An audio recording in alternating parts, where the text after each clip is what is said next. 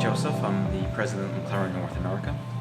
Yeah, so I've had an advantage of being previously working with two other sports car companies here in North America. So the interesting thing about McLaren was, well, I started at the beginning on the automotive side, and we tended to bring on a lot of people who had other automotive experience and saw things that worked and things that didn't necessarily work, and bring on some very good business practices into the company. And so we truly wanted to, and we continue to want to do things a little bit differently, and in terms of more engagement. I mean, we're always going to be an exclusive company, but we want to be much more accessible. Okay. And we've become a brand that is very much into lifestyle. And we have a lot of our customers who have purchased McLarens are very much into a lot of the events that we've done and the activities that we do with the cars. The cars themselves are phenomenal. If you've ever had a chance to visit the McLaren Technology Center or Production Center, it is an amazing place. I mean, you could literally eat off of the production floor. So it's the cars are uniquely designed. They're handmade. We are a performance-oriented company, so it's all about weight savings with us to get the most out of the performance of the car. Right. Good. So tell me about the specific car we're driving today. Okay, so we have two cars set outside here. We have one in our Super Series, which is the 720S Coupe. Okay. And then we have one in the Sports Series segment, which is the 570S Spider. Okay. So right now with McLaren, we've got three different segments. We've got the Sports, the Super, and the Ultimate Series. And currently we're producing cars in all three segments. We're producing the 570S Coupe, the 570S GT, and the 570S Spider in the Sports Series segment. We're producing the 720S Coupe in the Super Series, and the Senna in the Ultimate Series. Okay. And all three cars are currently being produced today. Are they targeting different segments with the different? Yeah. So the sports series segment would be a car that is maybe somebody newer getting into the performance-oriented car segment. Okay. It's also a car that attracts a customer who is going to be driving their car more frequently. We have several customers, especially in warmer climate areas, that are driving their cars year-round, Okay. and it's become their everyday car. Yeah. The Super Series segment is the car that's a bit more on performance side, and it's also people generally like to get on a track, not maybe necessarily track focused individuals, but they want to know what their car can actually do on the track. Right. And so they tend to attend some of our track programs. And the Ultimate Series segment, especially with the Senna, it is a track car built for the road. It is a true track car. Yeah. I don't know if you've had an opportunity to see the car yet, but it is a true track performance car. Yeah. Very good.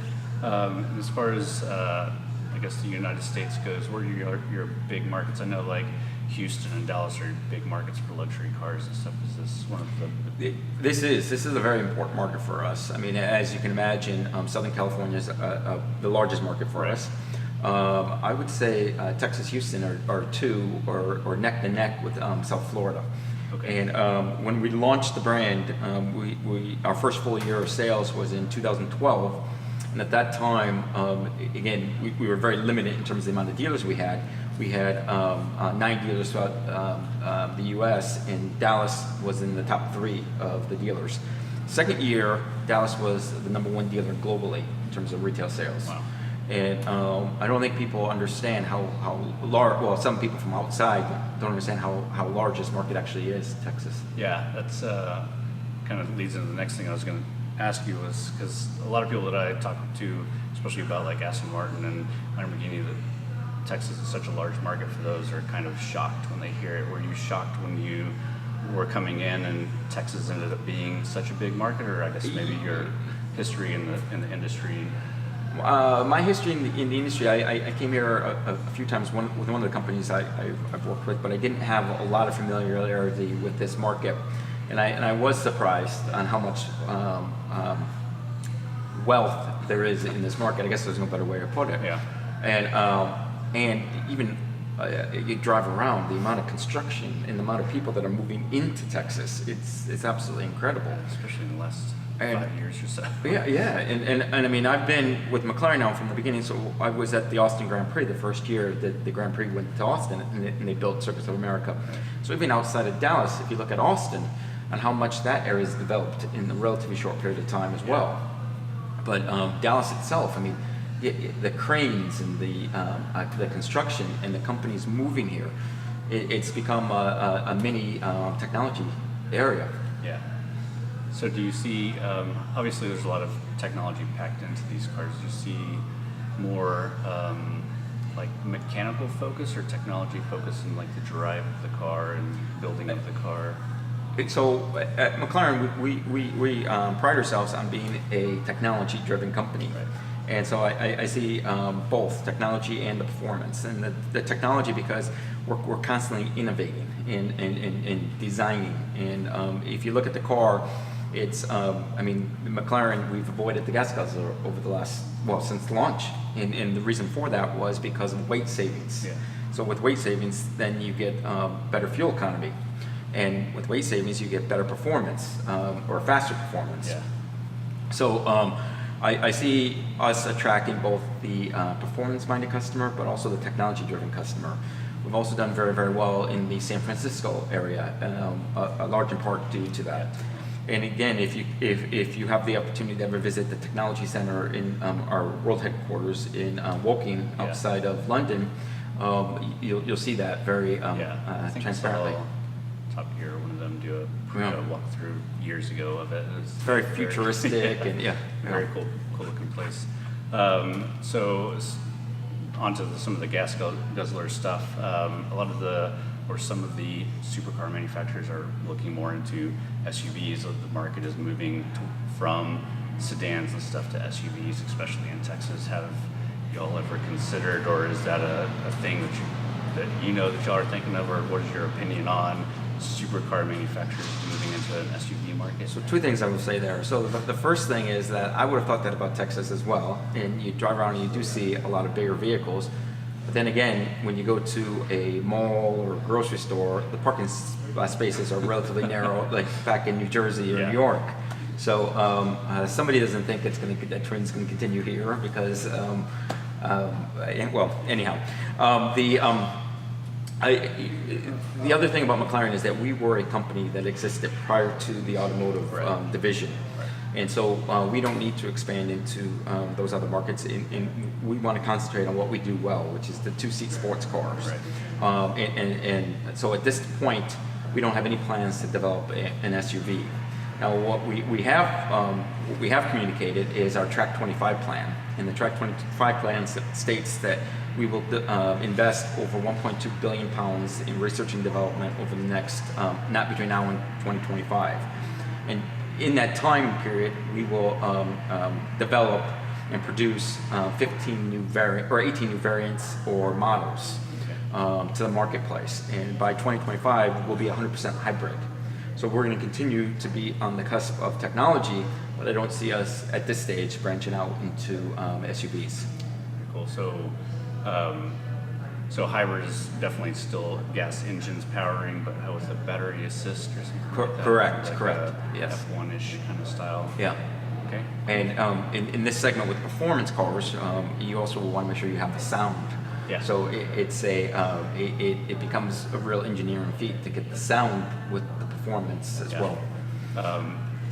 On the technology side, I guess, have y'all looked at or investing in any type of like battery infrastructure? Kind of like, I mean, Tesla obviously is developing batteries, and that's their bread and butter, is to try to get the battery as small but as efficient as possible. Yeah, I mean, we think that's a very interesting area in the future. I mean, it's the whole lithium battery and where it's going to go, and it is important to us. I mean, we did have a battery in the P1, and so in the future, it is all about battery technology. But at this stage, I can't give you any real details on that. Yeah. But battery is very important. Obviously. Cool. So the McLaren, I guess, qualified program, the CPO cars. When was that established, and how is it working now? So I believe we brought it to market in 2013, a variant of it, and then we've enhanced it ever since. And it's been very successful for us in this market here. We're about a 0.5 to 1 in pre-owned to new. Again, we're a relatively new company. We've started selling cars. Our first car was delivered in December 2011. So overall, we don't have a lot of cars out there. Matter of fact, in April, we announced our 5,000th retail. We're right now, I guess, about 6,000 cars in North America market. And it's going very, very well for us, and it helps keep the cars within the dealer network and assure that people who are purchasing the cars in the secondary market, that they are well-positioned cars, correct? Very cool. Is there anything else that you'd like to address or talk about? The only other thing I'd say is that we're having we've done very well here in this market. We've increased sales year after year. And this year we're up 49% over the previous year. Now at some stage that will stabilize, because we're still in our growth stage, and we want to remain, and we will remain, a niche car company. I mean, we have to, because we can only produce so many cars. So we won't continue to have the increases that we're seeing today, but our goal and our desire is to remain in a situation where our demand exceeds our supply. And I think we're heading to that path.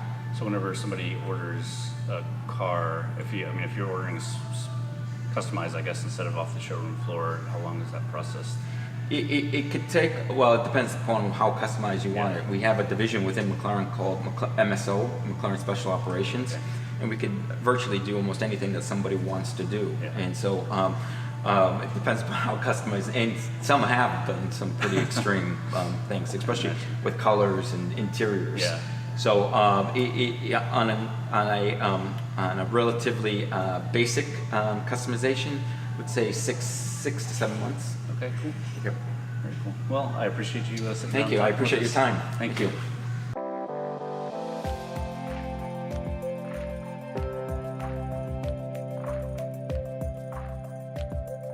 All right, guys, well, I was super impressed with everything I got to drive here and everybody I got to talk to. Thank you to Park Place for allowing this to happen, and thank you to McLaren for trusting me with some of your cars.